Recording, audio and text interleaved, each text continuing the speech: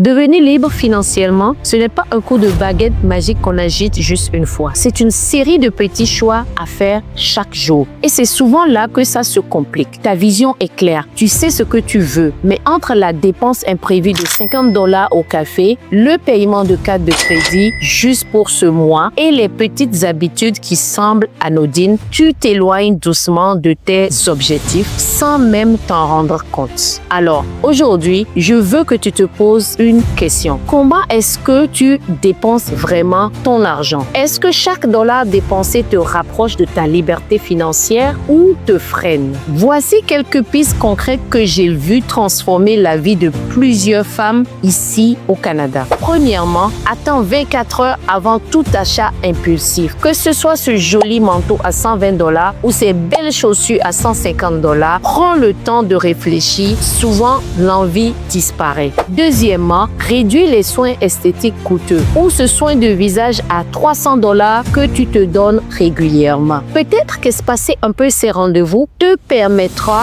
d'économiser 300 $ par mois. Troisièmement, répare au lieu de remplacer. Ta voiture a un petit souci, plutôt que d'envisager un nouveau modèle à 30 000 $ ou 50 000 $, un bon mécanicien pourrait régler ton petit problème pour beaucoup moins. Même chose pour tes vêtements ou appareils électroniques.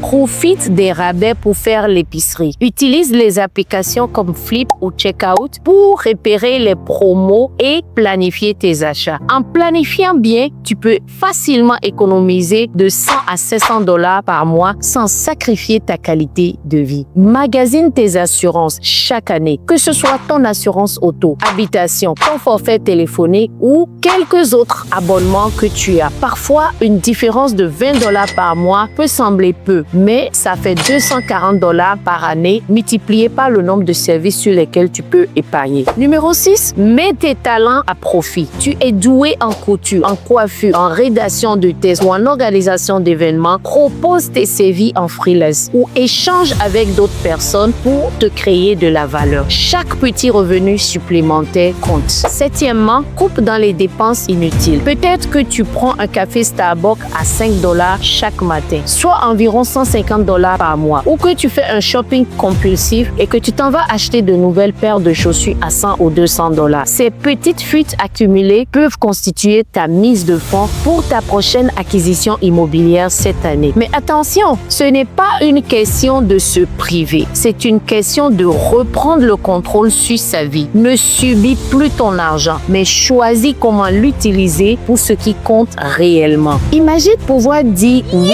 à ce voyage en famille au Québec ou à Toronto sans stress, ou investir dans un premier immeuble à Montréal qui te génère du revenu passif. Et tout ça, plutôt que de dépenser 20 $ par mois pour une carte de magasin que tu utilises rarement. Ta liberté financière se construit grâce à ces petites décisions stratégiques du quotidien, sans sacrifier ce qui fait vraiment ton bonheur. Alors, dis-moi, quelle est ta dépense silencieuse? Ce petit truc que tu fais mais qui te coûte des centaines de dollars ou des milliers de dollars chaque mois sans que tu t'en rends compte. Écris-moi en commentaire. Je suis là pour t'aider à y voir plus clair et à avancer.